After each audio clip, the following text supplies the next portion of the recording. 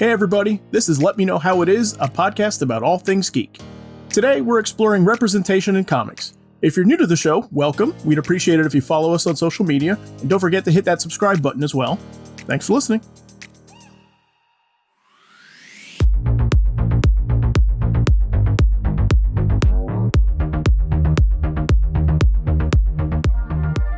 All right, tonight we're talking representation in comics. This is an important topic that has gained some traction over the years, rightfully so. I'm Zach Slater. I'm Frank Melman.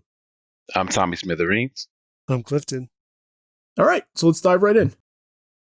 Well, I'm going to say I wanted a little push for this particular subject because the topic came up in my head when I saw this new Far Sector comic by DC, in which DC introduces a wholly new Green Lantern by the name of Sojourner Joel Mullen, in which she's granted a Green Lantern ring into a sector that's well beyond the Guardians' jurisdiction. What made it interesting to me is it was a black woman of color, or a black woman, let me just say, in which they just shift her off into a Far Sector gas without any other Green Lantern ever being there. And they just give her a whole series and a little bit of a pass, but they set her apart from the DC universe as a whole, but still make it within the DC universe, which prompted my thought to this has never happened before with a particular character. They've always been part of a larger group, or they had a backstory which was helped ushered in from an already established character. But this is a wholly and solely new character. And I sort of had the feelings to how many times have they done that, and why does this feel so new? Is she getting launched in another Green Lantern book first? Is she first appearing No, somewhere not at else, all. or is she going straight to series with like a number one, and that's her first appearance? Straight to series, number one. Oh wow! Separate from the DC universe as a whole, but within the DC universe. I've never heard of them taking such a risk with such a character in that way, shape, or form now. And on top of that, it was the brainchild of a woman by the name of N.K. Jemisin, which is an award-winning author. And they just throw her in there and give her own book, and BC says, what you got? And so far, it's been an interesting storyline is what they created for the character.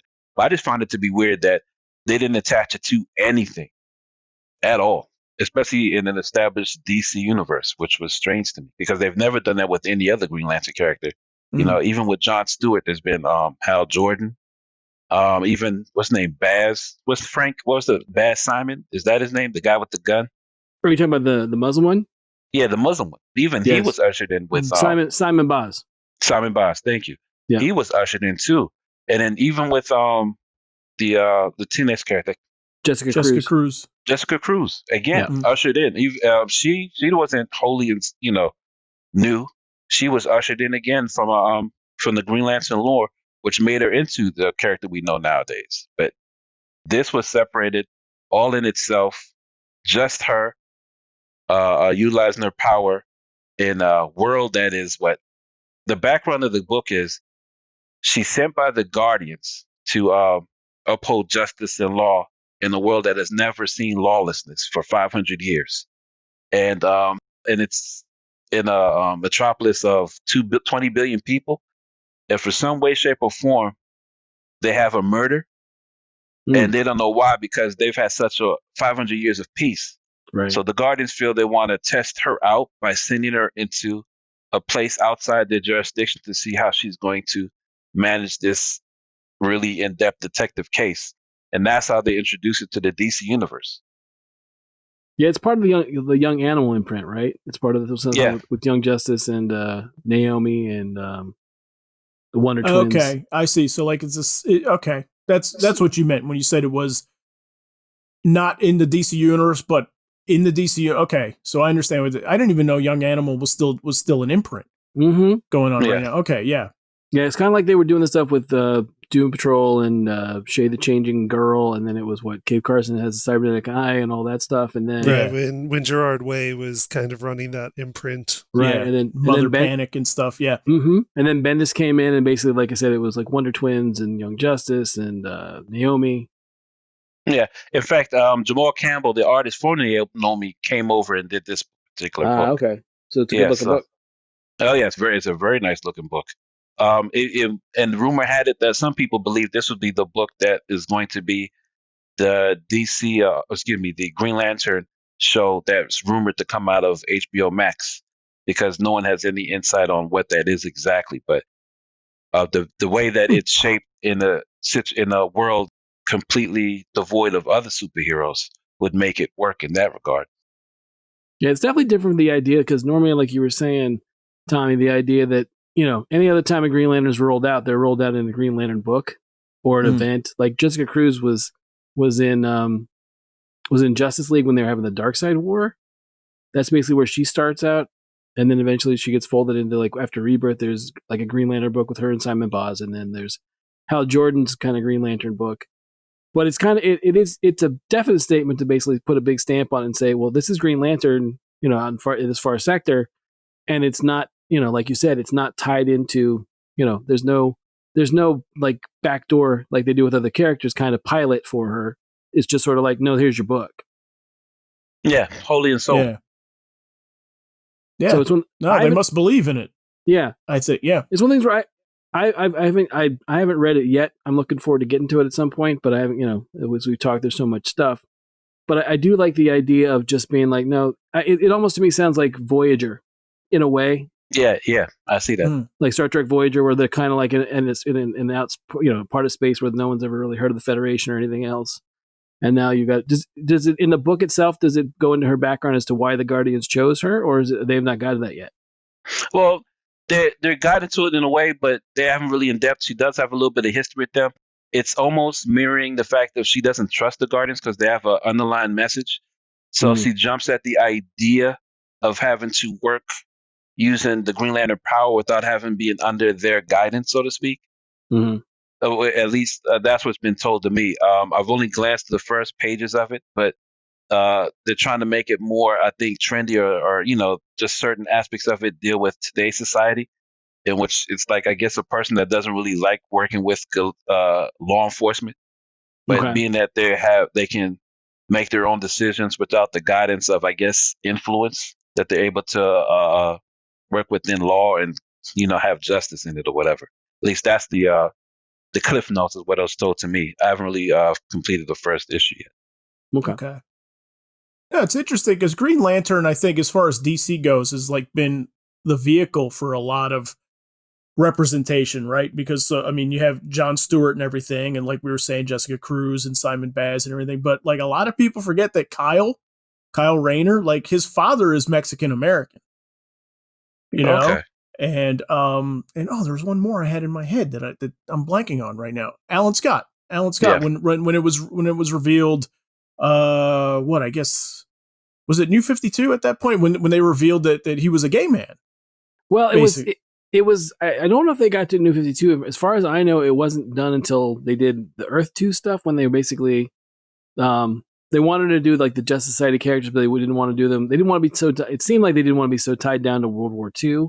Right. And they sort of subbed in they sub in Darkseid for Hitler, and then basically the Parademons and all the others for like SS and for the stormtroopers. That was what kind of like where they shift that, and then they did a lot of redesigns on the characters. And when they did that, they redesigned Alan Scott and made him into a gay character. And it's one of those things where up until that point, I don't know if that, like I said, I'm pretty sure that's where it starts. It's during Earth 2. Okay. But it's one of those things where in now it's interesting that you bring that up, Zach, because in the 80th anniversary special, the one that's coming up for Green Lantern, there's a story that again makes it that Alan Scott in current continuity is indeed gay, right? Right. So it's one of the things where I guess that's the change that they've made, and they're sticking with it, even though it made, like I said, I'm not really sure where it started. Right.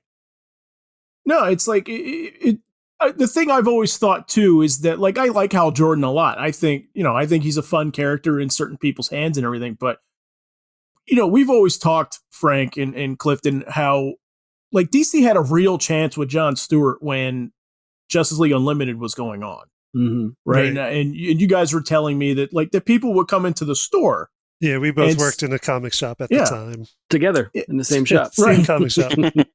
Yeah, the people would come into the store, like kids would come into the store and see Hal Jordan like on a comic cover or Kyle Rayner on a comic cover, be like, why is Green Lantern white? Right. Yeah, there was a lot of that. There, I mean, outside of like they had at that time, they had, the Justice League Unlimited like comic or Justice League or, stuff that tied into the animated, but there was a lot of people that were kind of confused that, the Green Lantern they knew was black. They didn't know that there was, there's no real mention of Hal in the Justice League Unlimited stuff. So it was definitely one of those things where, DC kind of had a shot, like you said, they had a shot at really pushing him forward. And even like when there was the Justice League movie that was done by the guy who directed, who directed Fury Road. He was supposed to be making a Justice League movie at one point. The George Miller one. Yeah. Yeah. There was for a long time, there was talk of that Jon Stewart was going to be the Green Lantern, and that even though they had the Ryan Reynolds movie, that they were going to push him to the forefront, and then it didn't happen. There was I think the writer's strike is what did that movie in. Are you talking about where he was supposed to? I think Common was supposed to play the role of Jon Stewart. Yeah, Common, I remember that. Like if you go online, there's shots of I think the group that they put together for that, like getting together to meet and talk through roles and talk through casting, or not the casting, but talk through how they're going to work together as a team. And I believe Common was the one that was up for that part. So, but yeah, we definitely were people that didn't quite get it. To them, their experience was indeed that Jon Stewart was Green Lantern, and there was, while there might be other alien ones, there weren't really on Earth any other Green Lanterns. So. Yeah, it was the only one the kids knew from the show. Right. Yeah. Absolutely. And it's just unfortunate because like the comic books didn't reflect that much. I mean, he was in Green Lantern Corps, and that was when they were rolling with that idea of like that every lantern had a sector and a partner essentially, right? And Hal and John were partners. But I just remember I was reading Lantern a fair amount, like on and off at that point, because that's when we were getting lead up to Infinite Crisis and, ultimately into Blackest Night and stuff like that. And yeah, it's just like Jon Stewart never really got the attention I think that he should have, considering how well he's portrayed in the cartoon. And I think that stuff in the cartoon stuck. I think, right. If Frank, you would know this, if I'm not mistaken, like Jon Stewart was revealed to be a Marine in the show first, and then the comics sort of followed suit with that. Yeah, it's definitely one of those things where before that, I don't recall if there was anything about military. Again, he was any kind of military background before Justice League Unlimited stuff, and it definitely, the discipline that you can see in the character that was there before the animated, and then after, there's a big difference and a big shift, because you had like stuff like Cosmic Odyssey was kind of like his biggest moment, people would argue. I mean, granted, he had out of was it not Emerald Dawn? What's the one where Hal goes and basically decides he's going to fix Coast City? That's right around the time of Death of Superman, right?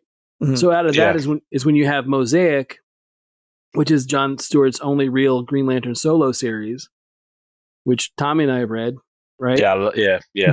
In which they put different worlds together on a planet in which he has to law or enforce law on that planet through their different ethnicities or alien-like groups or whatever. It's kind of like a patchwork planet, right? Yeah, definitely a patchwork planet. But yeah, and he's basically the guy in charge, and then it's basically this. He gets at one point he becomes a guardian, doesn't he? If I remember correctly.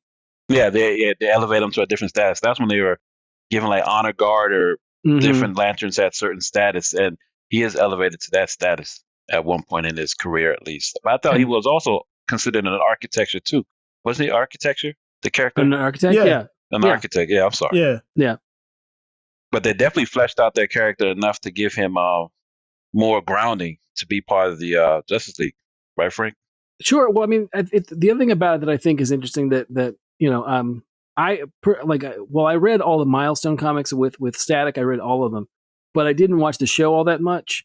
Mm-hmm. But I did see the episode. There's a couple episodes where it's Green Lantern and Static team up together, and I think that again for representation was a really big deal. The idea that Green Lantern, the only Green Lantern there was the one that's on Static. I think there's a couple episodes, and I think they're both Phil. Are they both Phil Lamar that does the voice? I want to say I know he does the voice for Green Lantern. I'm not I'm not sure if he did another voice for Static. You think he did?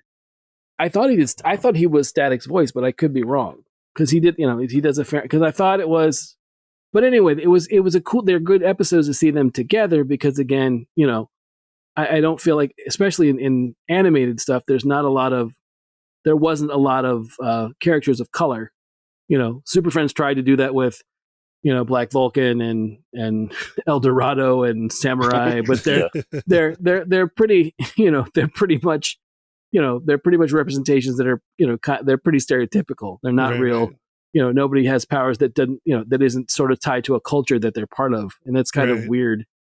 But that's one of those things where, like, I remember those episodes in particular where you had granted there was other teams with Batman, Superman, and Static, but those in particular, the Green Lantern ones, I thought were really good just for representation, obviously. And it was Phil Lamar doing double duty. He was Static as well. He was Virgil Hawkins as well as John Stewart. Because I remember from the Justice League Unlimited when they go to the future in the Once a Future thing, that when they talk to Old Man Bruce and they also Old Man Bruce Wayne and they also talk to older Static, that he's it's one of those scenes like Kevin Conroy does a scene together with himself, but Phil Lamar has done the same thing as well. So I find it an odd choice from not using John Stewart to interject Cyborg into it and then regress to Hal Jordan. And the irony of that is it's because that Cyborg was on superpowers back in the day. He was. In which they felt he needed to be part of the Justice League. Ernie Hudson did the voice. Mm-hmm. Yeah. But I it's one of those things where, like, when I remember when they first did New 52 and I saw that Jeff Johns was taking Vic's into Cyborg into the Justice League, that was my first thought was, okay, well, you're just fulfilling the childhood dream or the childhood remembrance of having him on the Superpowers, the Galactic Guardians team, right? Mm-hmm. That was why you were doing it, because for me, Vic he's part of the new Teen Titans. He always will be. Right. But I understand for representation why they would want a character of color to be on the Justice League, because otherwise it's Wonder Woman and 5 white guys in the Martian Manhunter. Otherwise, right? I think though, I do think as far as his power set and everything, like once things like the iPhone came along and stuff like that, like we saw like right. how we are walking with technology in our pockets at all time and everything, like it suddenly like gave Cyborg like an upgrade. I think from a power set also that they were trying to kind of like push him into using wrestling talk to like main event status. You know what I mean? That they were like, no, like this is a character now that we think has some real juice to him, and we think that the climate can make for his powers to be sort of even more important and even more amazing than what he's been in the 80s when he came out, Sure. Well, the only thing about that I remember at the time was a lot of people were like, well, that's all great and well and good. And he's, he sort of integrates with the mother box early on. And then, once he's able to open boom tubes, he's kind of like the chauffeur for the Justice League. Yeah, that's what you're saying. Yeah. Right? And they don't really let, there's not really, they don't really let him do anything. And I think that was one of the things where we were talking about doing this topic. Like Tom and I were talking about the fact that representation is, is absolutely necessary. It's one of those things where, it's hard to identify with characters that don't look like you, right? Or don't have experiences like you. But yeah. I think it's one of those things where with Cyborg, I'm like, I'm all for putting that character at a higher status because I think he deserves it. He's a great character. But I think one of the things where you have to have it where in a sense that it serves story, or you're going to be willing to devote the time to that character, right? I think it's one of those things where you have to do right by that character and give characters that moment to shine if you're going to basically say, if you're going to give them that status, right? It's not enough to just put them on the marquee, right? And I think in a lot of ways with Cyborg, especially, it was like, well, we got him on the marquee, and then didn't really. I think and again, getting back to John's run on Justice League, like when it happens with what's it? Forever Evil? Is that what it is? Yeah, Forever Evil when a few years in, yeah. Mm-hmm. When Forever Evil comes, a lot of what a lot of the stuff that with Cyborg, he gets some moments there because of Grid, because of the opposite, the Earth 3, the counterparts of the crime syndicate. You get some moments there where he's dealing with stuff and he kind of saves the day. But it's one of the things where I was I remember talking over with someone about the idea of, well, who else could they have chosen for that lineup? Who else could they have plugged in? That could have represented someone other than, like I said, 5 white guys, Wonder Woman and the Martian Manhunter. Right. No, but what you're saying earlier, I agree with you. It should have been Jon Stewart, but I find it weird that they would bring him in and then retcon his history as if he wasn't part of the Teen Titans where everybody knows him. Well, yeah. Yeah. Then they also use that same thing to introduce Jessica Cruz because remember when she was brought in, she was from another universe in which the ring was it Volthoom? Volthoom yeah. Yeah. It was power. Sorry, go ahead. No, I was going to say, well, she does a face turn as from a villain to being the hero. Yeah, the power ring, the power ring that she gets, because power ring gets wiped out early, if I remember correctly, in Forever Evil, chooses her and thinks it's going to basically torture her while it's being, and she basically ends up flipping around on him, or on the Power ring, the Crime Syndicate character, right? The Crime Syndicate version of Green Lantern. Right. Exactly. Yeah, okay. Yeah. I know his name is Power Ring. Yeah. Right. It's a little on the nose, but yeah, it's from the like 60s when the Crime Syndicate was first introduced. So, but yeah, that character does is introduced that way because of that ring. Well, I mean, you said something a minute ago that I wanted to jump off and say something. You said so like representation was important because it's not easy to see. To sort of identify with the characters if they don't look like you. And I remember reading an article like 10 years ago, and this was like it was just made up of like fan accounts on their experience of reading comics, and these were all fans that were of minorities, and essentially, and one of the most heartbreaking account I read was they said that essentially like when they were in bed at night, like dreaming of superpowers and stuff like that, or when they're daydreaming about superpowers, that they always envision themselves as a white man. And I was like, and that was the first kind of like moment that I was like, oh wow, like like that's really unfortunate. That kind of sucks. That because I don't have that that experience reading him. You know what I mean? Because I'm a white person. Sure, right? Yeah. No, I agree with you. That's that's absolutely heartbreaking. The idea that I've never had that experience. I've never had that. I've never had that at all. I mean, but that's kind of what exploded the character of Miles Morales, wasn't it? That's true. Yeah, because Spider-Man, the people in the envision being Spider-Man, anyone could represent him in the character, and you couldn't determine what ethnicity, color, or even sex he was based upon how the costumes designed and made for Peter. Right. They came into that whole discussion of what was it? Donald Glover being the new Spider-Man at one point, and there was so much backlash on that that it eventually came to fruition. Yeah. He even does something in his stand-up where he's like people are getting upset about me being the new Spider-Man. He's like, why would that be a problem? And he makes a joke about that's like saying people are saying, well, that'd be like Michael Cera being Shaft. He's like, I'd watch a Michael Cera Shaft movie every day of the week. Are you kidding me? Yeah, that'd be hilarious. Right. Yeah, he's like, that would be amazing. Are you out of your mind? Why wouldn't you want to watch that? But no, yeah, they tease it. I think we talked about another episode where they tease they have him in the Spider-Man underoos. Waking up in the morning. Yeah, in the second season, like the opener for Community. But and then doesn't Bendis like seize on that idea at that point? Oh, he totally seizes the idea. Bendis outright kills Spider-Man and makes Spider-Man a half or Afro Latinx character, in which he totally takes over as Spider-Man, which amazingly enough totally blows up, and the character is instantly embraced almost. Yeah. But he does it in an alternate universe in which it doesn't impede on the current Spider-Man status that's in the current Marvel universe. Yeah. Nope. No, and I think that character was so popular, it's so unyieldingly successful. I think Miles Morales into the Marvel universe proper from the Ultimate Universe is the complete motivation for all the 2015 Secret War stuff that we got. I think that is completely. Sure. I think they had an idea like we want to bring Miles Morales into the Marvel universe. How do we do it? And then built a stunt around it.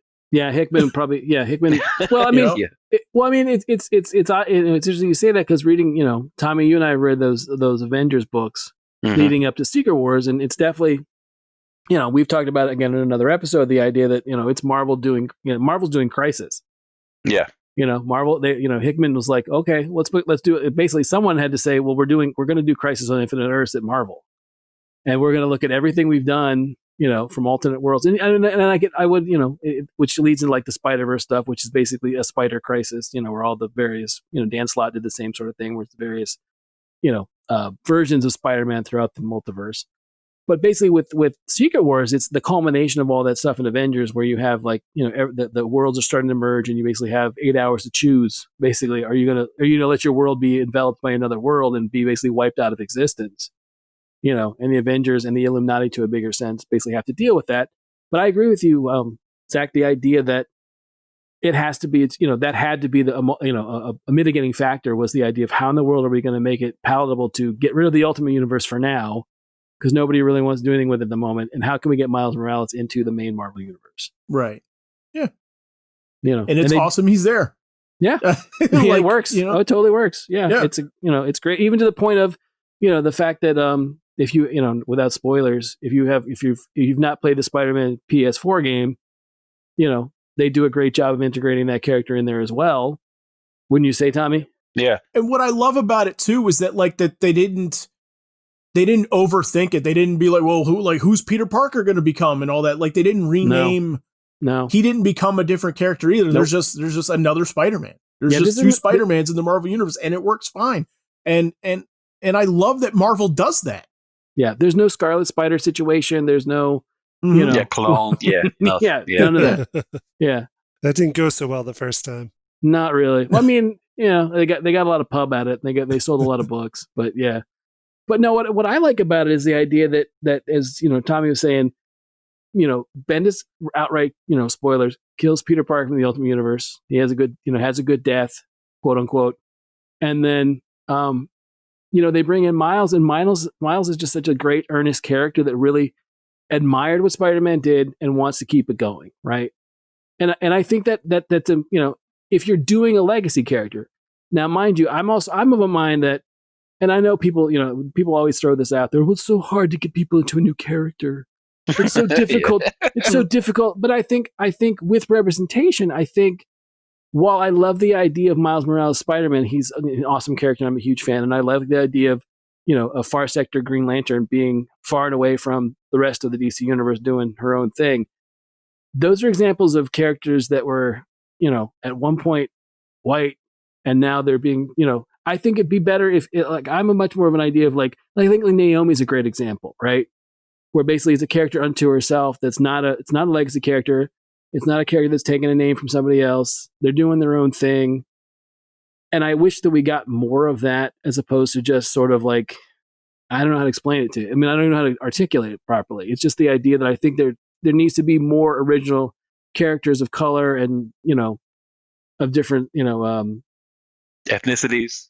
Yeah, more ethnicities, as well as, of sexual preference. I think all that stuff is important, and I want that to be more. I think original stuff is important too. Not that I think that it has to be that any legacy character is a bad idea, because I think legacy characters are great. But I also think that that's the tendency we go in. Like James Rhodes takes over for Tony Stark, and right, Jon Stewart takes over for Hal Jordan, and on and on and on. And that's great. But I think part of representation is someone being like, no, I'm Cyborg. Right. I'm what's another good example? I'm Storm. Yeah. I'm Luke Cage. Storm is a great example. Yeah, I was really itching to get to her, but yeah, no, finish your thought. Yeah, that's all I'm saying is that's what I think. That's why I think that I do think representation is important, but I also think that having a character that basically makes a stamp on things and is able to tell that story, because I think a lot of times, a character that does take over a role or takes over a legacy has to deal with all that stuff. That's like, it's all baked into their story. And I think, no, you like characters of color and characters of different ethnicities and characters of different sexual preferences and walks of life should be able to have their story told and be just as compelling as, 80 years of Marvel and DC white characters. You know what I mean? Yeah, but to me, it's funny that you named Storm, because that's the one group that all constantly had different ethnicities thrown in at any given moment or any given storyline is the X-Men. Well, I think Marvel in general does that well. No, they do, but for some reason, X-Men would rotate certain ethnicities at certain times depending on the storyline. Not to say it didn't include white members that are at any given time, but right. You had Storm, You had for as far as a Russian person with Colossus. Yeah, Cecilia Reyes. I'm trying to think as far as just the different looks and the different characters from Danny Moonstar. Right. Then when they had New Mutants, you had Karma, Thunderbird. Yeah, Thunderbird. Right. Jubilee. I mean, they just constantly threw them in there just to see how they would pan out, or just interact with the world as a whole. And on top of that, there were mutants as well. I just thought it would it wouldn't get that much backstory other than the fact that if you hit puberty, you're a mutant. Welcome to the X-Men, Yeah, right. Oh yeah. Yeah. Well, I mean, again, I think it left, it's one of those things where, I mean, as big as those books got, a lot of times, a lot of personal stories got lost in the shuffle, I think. When you're dealing with, when you're dealing with Strife or Genosha or Exodus every other week, it's kind of hard to have a story that would be, I mean, it's a mutant story. It's obviously a story of when people are, it's easy to, I mean, and then I say easy in the sense that it lends itself, the premise of the book lends itself to basically telling stories about prejudice and people being racist and bigots and all that stuff. But I think, again, I still think there's an idea of just the idea that there's not enough push for be able to tell those individual stories as well as through that lens of I'm also a mutant. Right. Yeah. Like certain characters like Sunfire didn't get enough play. It took a while to finally get to Jubilee's character as far as her backstory is concerned. Right. Or even Dust, which was a Middle Eastern character. Right. Yeah, Dust was a character that I thought was going to be a lot more prominent because she's introducing new X-Men, right? Yeah, she is. In Morrison's run, and I thought for sure, like when I heard about her, we're reading Wizard or online or whatever, I thought, well, this is a character that you could get a lot of interesting takes on, that we haven't seen before in comics, and up until that point, we definitely hadn't seen any of that kind of that world. At least I hadn't until Kamala Khan, Ms. Marvel. But then Dust is basically, she's introduced. It's kind of like it's a cool character, cool power set, and then we really never see her other than in the background for the rest of it. Yeah, she sort of fades in the background as far as their current iteration of X-Men, because I don't think they even have approached the character since then. Yeah. I think she might be in the X-Men Academy stuff. I could be wrong. I think she's in some of those books. I haven't read them, so I don't know for sure, but I think that's where she ends up as a character. She's there for a while. Okay. Because it's one of those things where, remember, after, I can't remember which event it was, that was kind of like the book that was supposed to be more of a, let's focus on the kids in the school kind of a book. It will have to be after Morrison's run when they established that it's the Jean Grey Institute, right? And then what they did. Yeah. So I think it's around that time, I would say, right around those times, like after that Morrison wraps up. And then basically it's, they're definitely they have a whole influx of brand new students. So, but again, speaking about, about Marvel in general, I think Marvel does a better job than DC has of representation going all the way. I mean, the idea of Stan and Jack saying, "Hey, let's put a character called the Black Panther." Oh yeah, in the middle of the '60s, when that connotation was, not a good connotation to have. And I feel like it was probably more Jack than Stan. You're probably right. Yeah, no, he was a little more radical at the time, I think. Sure. But I mean, it's the idea that that and probably one of their number ones. Probably I would have to look at sales, but I imagine Fantastic Four at that time was you're talking, what issue is that? It's like before 50, so it's in the early 40s, I think, or late 40s. And they bring him in, and then it's in the first issue he handles all four of them with no problem. And then on top of that, not only is he an amazing superhero and got all these cool powers, he's also a king of an African country that is their technology is far and away more than anything in the rest of the Marvel universe is at that time especially is a ballsy move, to say that at that time, to make that statement when, racism, I mean, depending on the time, it might have been before the Civil Rights Act. So you're talking, it looks like it's right around the time of Civil Rights Act. It was issue number 52 in 1966. Okay. Yeah. Civil Rights. Okay. So yeah, Civil Rights Act was 64. So it was right after. So still, I mean, again, it's like, just because we signed the act doesn't mean everyone's okay with it, as as history bears out, unfortunately.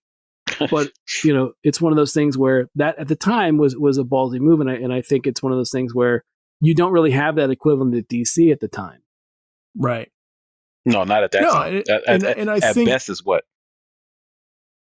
At best? At best? Like who's the Black Panther like equivalent at DC in 66? Yeah, it was basically what I'm thinking. No, but that's years later with Black Lightning. Yeah, that's the 70s. Black Lightning is 70s. John Stewart is early 70s. Early 70s. Yeah. Mm-hmm. So it's a while. I mean, it's a good, it's some time away. But the Black Racer? Yeah. For Kirby. But that's not till Kirby gets to DC. At that point, at that point, it's like what, 72, 70, 74, still 70s. Maybe? Because Clifton, you said it was Fantastic Four 52, right?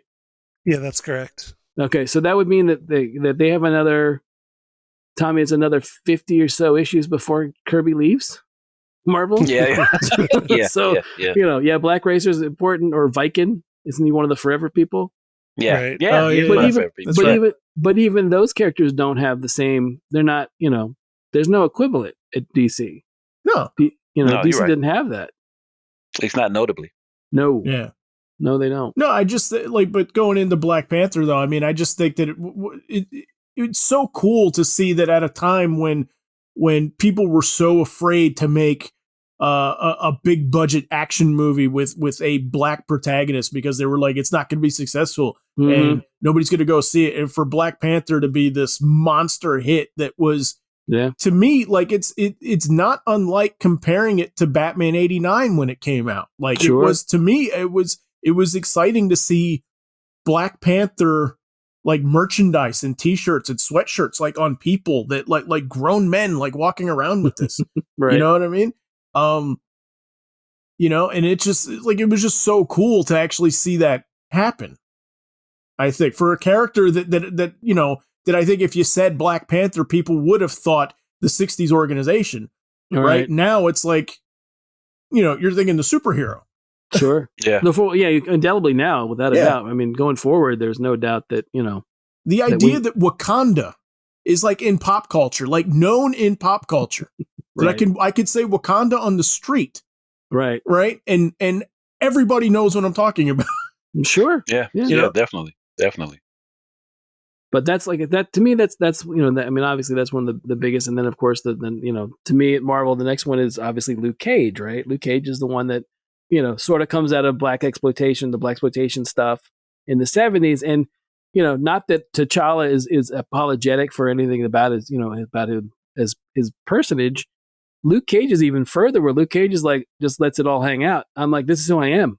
If you have a problem with it, that's your problem, not my problem.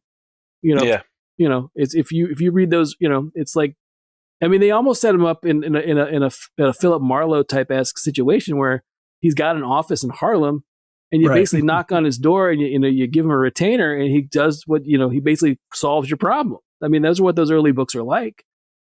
He basically is, he's the hero of Harlem, and if there's anything going on, and then, in the origin story of his, you find out that he, went to prison, and it's a, wrongful situation, and then he gets powers, he gets experimented on, and then, he becomes Luke Cage. And it's one of those things where I think that in particular, that character in particular is one of the ones that I just think it's definitely a big, as big as Black Panther is a statement at the time, Luke Cage is an even bigger one less than 10 years later saying, basically, I'm black and I'm proud. Yeah, he exemplifies blaxploitation, in which you have a street level character that resonates with people of today, as opposed to, let's say, Falcon or Black Goliath, or even the Prowler in Spider-Man. This is the one that people can see, even being represented. He's 6 degrees from Shaft, damn near. Pretty much. Yeah. And then you also have Misty Knight come across with that as well during that same time period. Yeah, Daughters of the Dragon. Right. Yeah, that's the same time period. I forgot. Yeah, there was a huge difference between Marvel and DC as far as representation goes in the 70s. Right. In which they came out with. I mean, hell, you got Brother Voodoo came out during that same time period as well. Absolutely. Blade. Yeah. I still say one of the most important is Storm. I think Storm is. I put her though in the category with John Stewart Green Lantern, where it's sort of like the heyday is a little bit in the past, and they're not doing quite as much with the character when there's so much potential over there. And I think back to it's a weird parallel to draw, but like, you remember when Marvel and DC did their versus crossover, their amalgam stuff in like 96? Yep. Right. Yeah. And so you had like your pair ups, right? So it was like who was gonna go up against Superman, right? And it was like, and then you had like the Hulk, right? Mm-hmm. The one that they paired up against Wonder Woman was Storm. Right. Storm was the biggest female superhero in Marvel at the time. Sure. You know? And I just think from that to, and I was going back and reading like some of the X-Men stuff from the book, like From the Ashes and everything, when she's, fighting Callisto to take over the Morlocks and stuff like that. Like, she was just so awesome back then. Right. And it's like, I'm hard pressed to think of really anything in the last couple of years that has sort of like made its way into sort of like mainstream. Yeah, it's one of those things where it's interesting you bring up the Callisto fight because, again, the spoilers. That Callisto fight is telling for the time, because at the time, like, it was very much like, they've had the Fallen Mutants and all that stuff is coming up, and the characters are like starting to like have to deal with some heavy stuff. Like, for example, they have that fight, she and Callisto fight, and she stabs Callisto in the heart. Right. Yeah. She knows. I mean, the thing is, she's like, well, and people are aghast, and she's like, "What? The healer's right over there." But it was such a move that, even though it was quote unquote punk Storm, right. It was still a move that was not something that you expected from that character, because she just wasn't that way.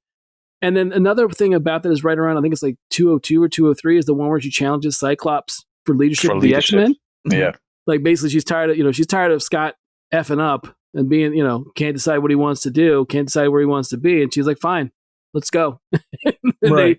they throw down. It's a great moment in history. But I agree with you. They don't really.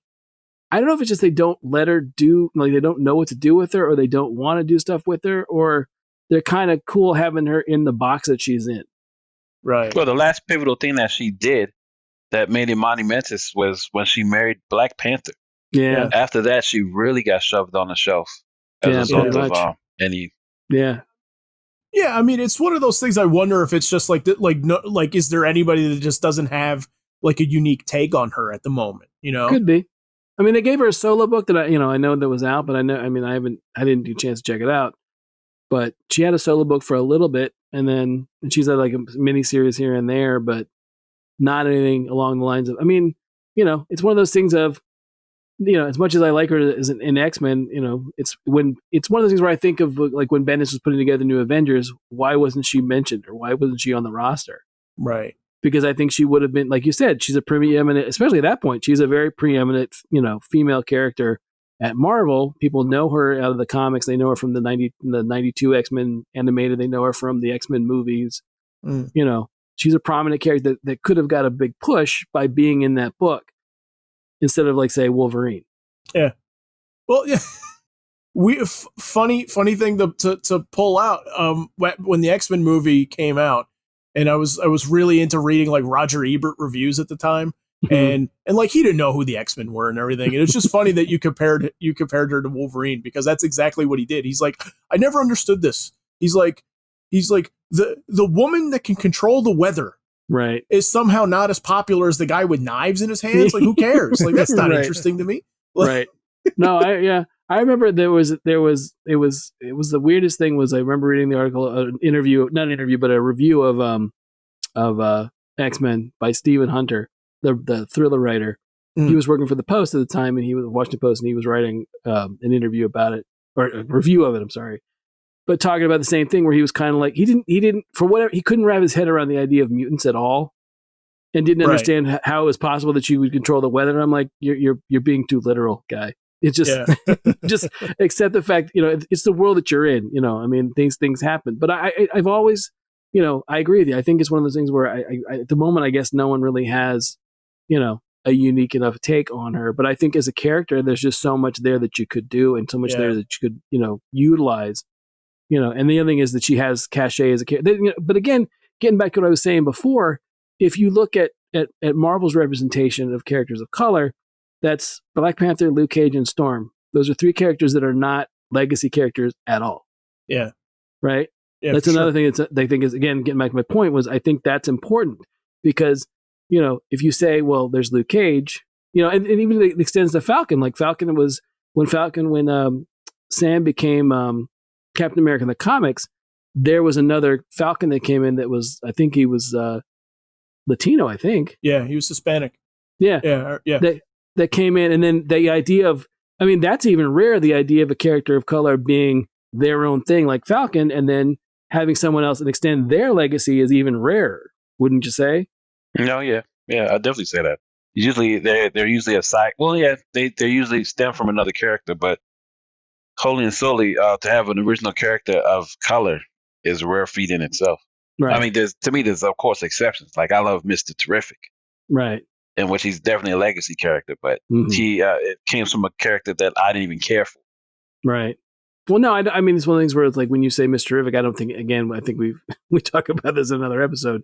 I don't think anyone thinks about Terry Sloan. You might. Right. Terry Sloan was the golden age of Mr. Terrific, but I don't think anyone, really thinks about, about that guy at all. I think Mr. Terrific is always going to be Michael Holt from here on out. For her until someone else takes over that, until something happens or someone else takes on that role. But yeah, no, I think both are important. I think it's important to have original characters that are created that are, that are fulfilling representation in comics. But I do think there is also something powerful about the fact that that Sam Wilson became Captain America, and to see him with the shield. Yeah, of course.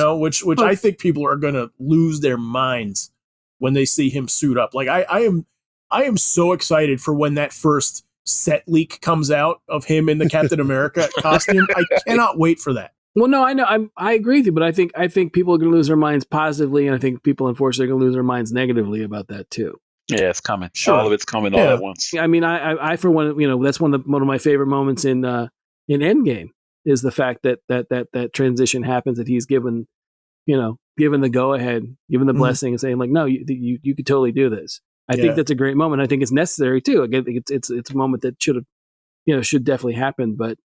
Unfortunately, there's a moment of brilliance in it too that I think, because for comic fans like us, I think, leading up to Endgame and everything, we were all wondering, like, because we all knew that Chris Evans was going to have to leave as Captain America at some point, that he wasn't going to be playing the part forever, and we were all thinking like, well, Bucky becomes Captain America in the books also, right?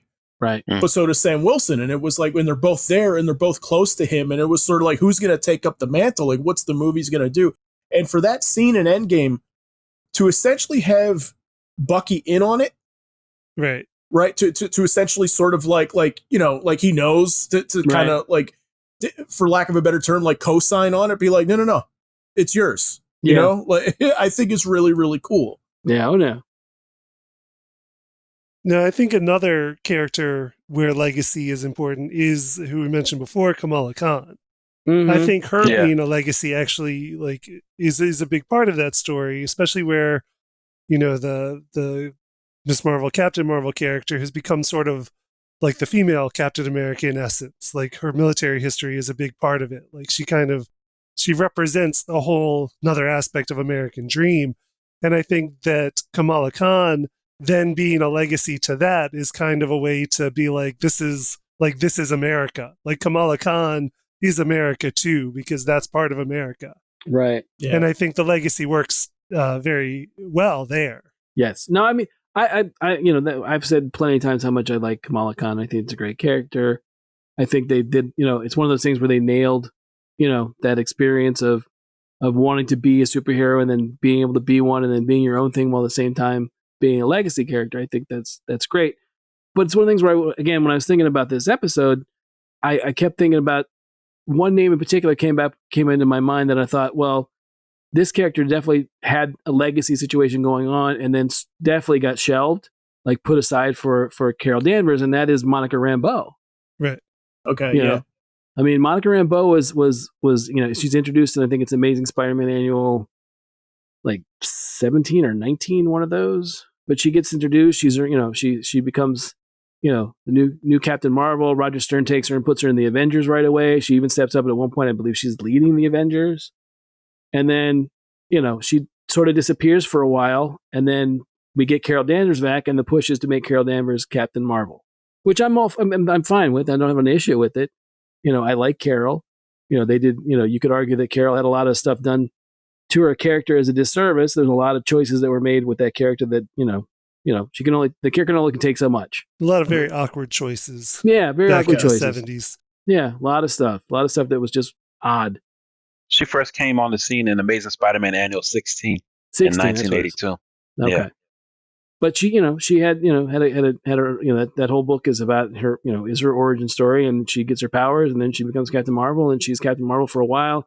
And it's only till recently, I think, with A-Force where she comes back into prominence. I think she's there, and then she's in that book, which with where she's not. I'm trying to think. She's changed her name to Spectrum, I think, is what she's called now. But and she was also, I think, when they were doing the stuff. There's some stuff with the Blue Marvel, which is another character that I don't know enough about. But I think it was one of those things where the character was, if I remember correctly, was he's African American. He has to basically wear a costume and pretend, basically to pass. He can't. Mm-hmm. He doesn't want people to know. I think it's the 50s, that doesn't want people to know that he's a man of color, and then dealing with the racism and everything that comes out. I think when it's revealed that he is. But there was a book with him, and then I think Luke Cage and Monica Rambeau. But again, I was thinking about the episode. I was just thinking that, again, she's another character that I think there's a lot you could do with her, and she could have easily still been Captain Marvel. No, but don't give up on her yet, because according to reports or rumor, she's a character that's going to be appearing in WandaVision. Okay, yeah, because I know interesting. They had cast her because she's in Captain Marvel the movie, and then I know that they'd cast because she's a little girl, right? Isn't that what it is? She's the daughter. Yeah, but they definitely grow her up in WandaVision for some reason.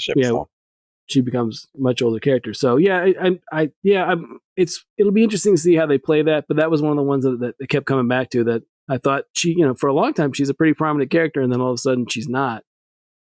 So, and then like I said, when they bring Carol back in a bigger role, she gets to be Captain Marvel. So, I think all too quickly sometimes some of these characters can fade away.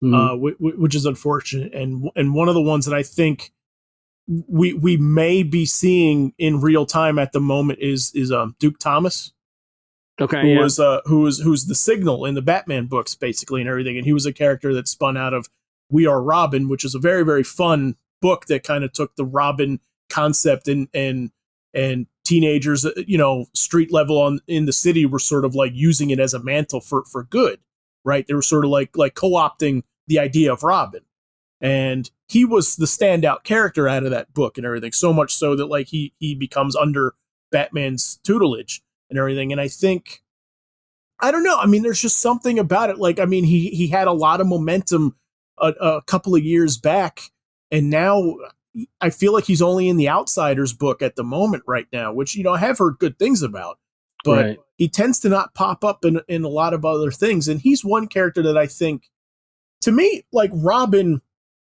has always been, it would be fun if it was fleshed out more, that it was sort of like the mantle that everybody wore starting out when Batman takes you under, right? And everything. And one of the things I love so much about it is, in my head, the idea would be that Tim Drake gives Damian the Robin mantle, right? You're Bruce's kid.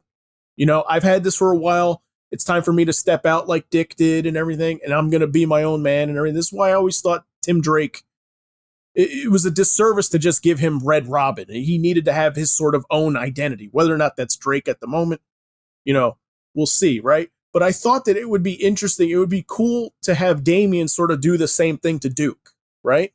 Right. Like I've been Robin now, and because there's a moment like in the book Robin War where Damian shows back up from traveling the world, and he's like, none of you guys are Robin. I'm Robin. Right. Right. And it sort of ends the book essentially. But I thought it would be a nice little bit of growth for him to see, to kind of be like, no, okay, I see that there's good happening with Robin. I'm going to give it to Duke. right? And to see Duke as Robin for a little while and then transition into the Signal so he can pass the Robin mantle off, I thought would have been a little bit more powerful. I think, right? Plus, also, I mean, you get to see Duke run around with Batman more. You know what I mean? And I think that would make him a little bit more prominent, right? Because in the Outsiders is a team book. You know, in team books, there's always issues sometimes with everybody getting screen time. Right. You know? No, you're right. Just like what Frank was saying earlier with X-Men. Even though it has those diverse representation, when you put somebody in a team book, you don't get to flesh out their potential of their characters to a greater extent. It's always due to the strength of the team.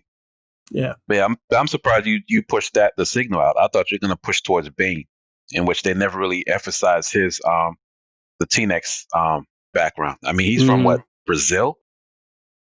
Well, he's Santa Prisca, like a made up, like a fictional made up country. Yeah, fictional country. Yeah, made up South American country. Yeah. Yeah, but you can make the assumption that he's a South American, you know, in that regard. Right. I mean, to me, I love how in the Young Justice the cartoon, he has an accent, you know. Yeah. Oh, it's Danny Trejo. Danny Trejo's amazing as Bane. Yeah. But they play his ethnicity, which adds so much more to the character as a result of just having being the weird accent that what's his name had in Batman Rises and Dark Knight Rises. The Bane voice that everyone loves to do. Yeah, I mean, it's a cool voice, but again, it doesn't really tell you where he's from. Yeah. Yeah. Right. Well, I mean, the other thing that I think we haven't really talked about was, in all of this representation was the fact that I, for one, keep hoping Milestone's going to come back. I mean, we keep getting teased with the idea, like every so often I'll see something with Dennis Cohen or, one of the guys behind Milestone. And I'm like, I'm itching for those characters again. Because if you've never, it's one of those things where I'm surprised it's still not, those books. I know that Milestone and DC, had their issues, but it's one of the things where I'm surprised that DC doesn't, just from a business standpoint, doesn't capitalize on the fact that they have these stories ready to go. They can put them into trades. There's whether it be the Long Hot Summer, which was a crossover, or the Superman crossover that they had.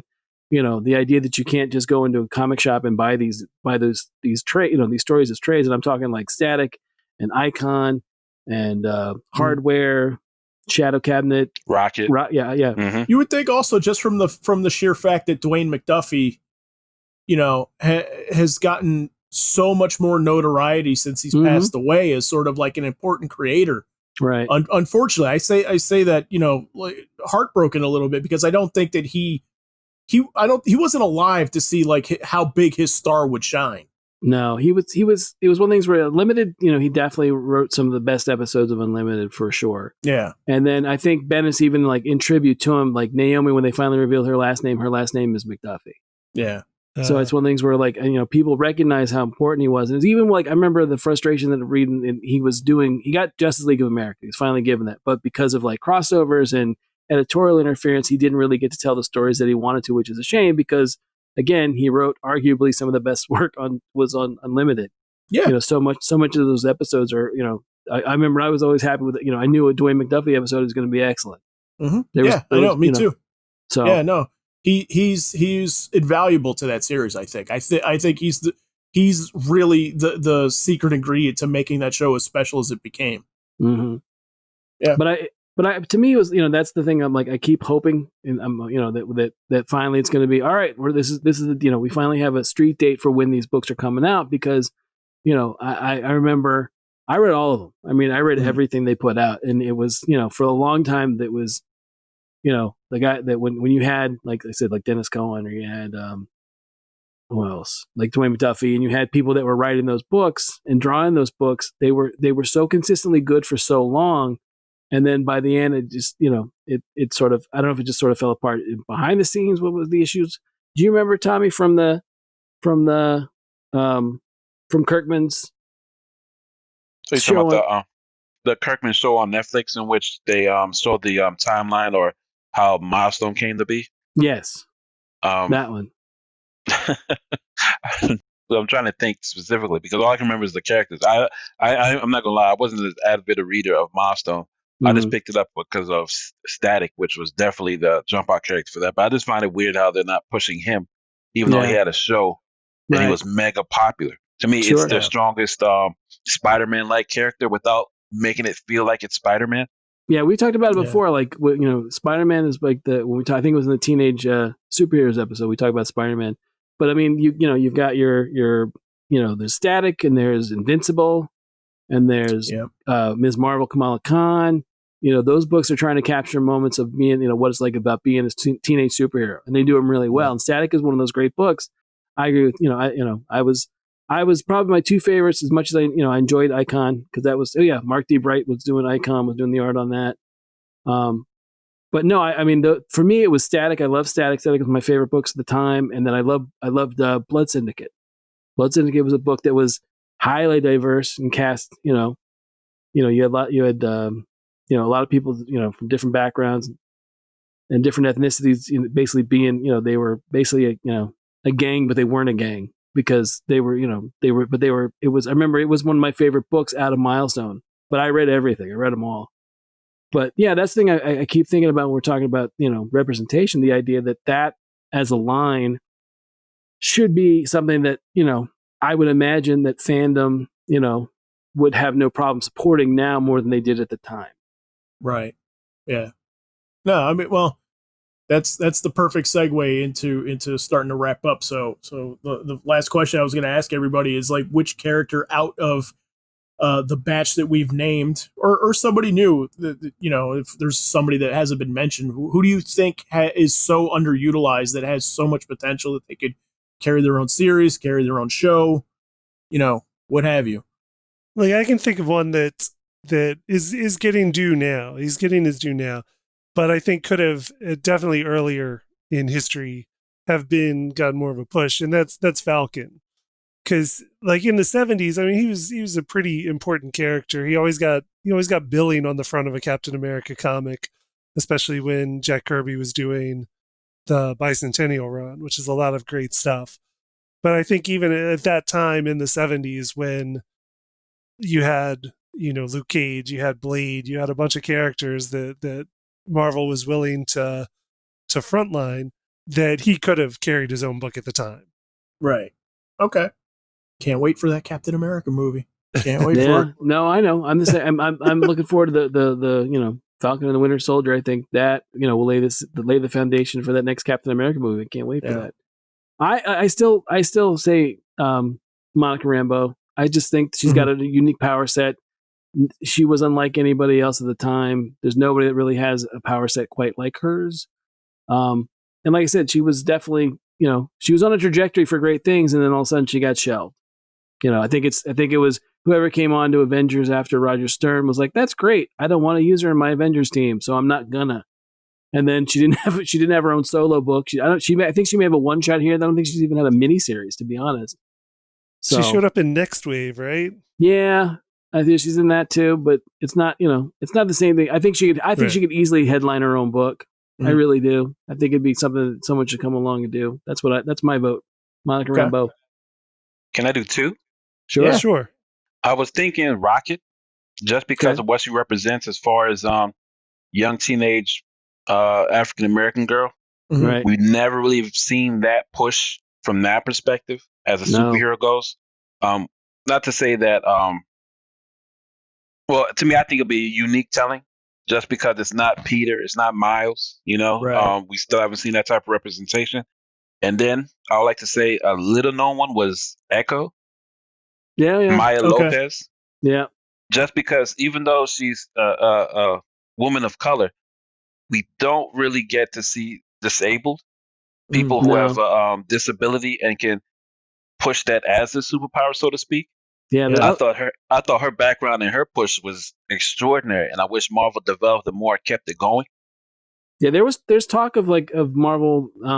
There's buzz around the idea that they want to use her because something that David Mack had tweeted, I believe. Okay. Yeah, there was a casting rumor that David Mack put out that they were definitely looking for a woman of color or a Native American woman to play a character with Marvel, and people are speculating that's who they're going to use. Yeah, if they use her, that'd be extraordinary. I would love to see that character branched out on the big screen. Because out of like New Warriors, when you're talking about disabled people, it's you had like Silhouette. Yes. That was one member that was, she was definitely, a member that was disabled, but at the same time, she was a contributing member of the New Warriors around that time in the 90s, Fabian Nicieza and Bagley stuff. So. Okay, cool.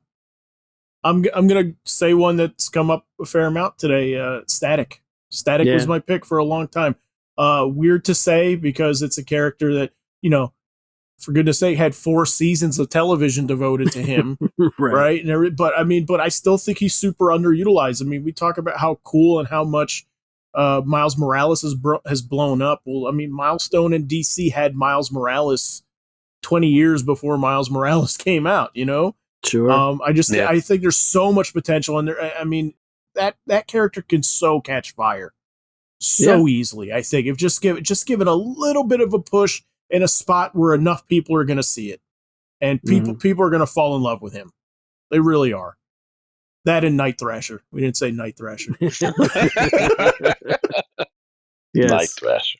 Yes. We'll do a spotlight on Night Thrasher. Can't wait. Jeez, Night Thrasher. Yes.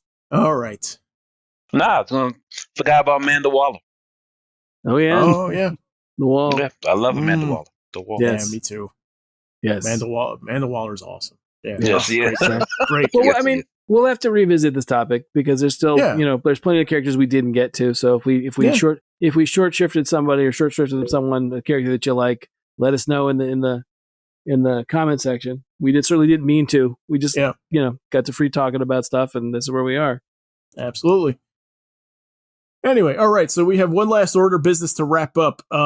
Back at the end of our Justice League Action DuckTales viewing challenge episode, check it out if you haven't listened to it already. But Frank and I challenged each other to our second viewing challenge. So he selected Rick and Morty for me, and I selected Cowboy Bebop for him. So it's been a while, but Frank and I have finalized our choices, and we're going to announce them here so you can follow along at home if you would like. That episode is going to run on August 19th, so you have until August 19th to watch all the episodes that we're going to list. It's 5 Cowboy Bebop, 5 Rick and Morty. Frank, I'll let you go first and say which ones you picked out for us. Sure, absolutely. So our for this challenge, I went with for the first season 1, episode 5, Me Seeks and Destroy. Also from season 1, episode 6, Rick Potion number 9. Also from season 1, episode 8, Rick's D-Minutes. From season 2, episode 1, A Rickle in Time. Also from season 2, episode 4, Total Recall. And that's it. Okay, very cool. So I have from Cowboy Bebop, it's really one season. It just went 26 episodes. But so I picked the first episode, Asteroid Blues. Episode 5, Ballad of Fallen Angels. Episode 11, Toys in the Attic. Number 15, My Funny Valentine. And 16, Black Dog Serenade. So, like I said, so you guys have until August 19th when this episode will be released. Don't forget also, we take topic suggestions. So if you have something you'd like us to discuss, tell us in the comments as well. Also, you'll find notes and links to all of our past episodes on letmeknowhowitis.com. There you can find a link to our YouTube channel as well. We'd appreciate it if you would subscribe there also. And finally, don't forget to like us on Facebook at facebook.com/letmeknowhowitis and follow us on Twitter at our show's initials, LMKHII. Thanks for listening, everyone, and we will see you next week.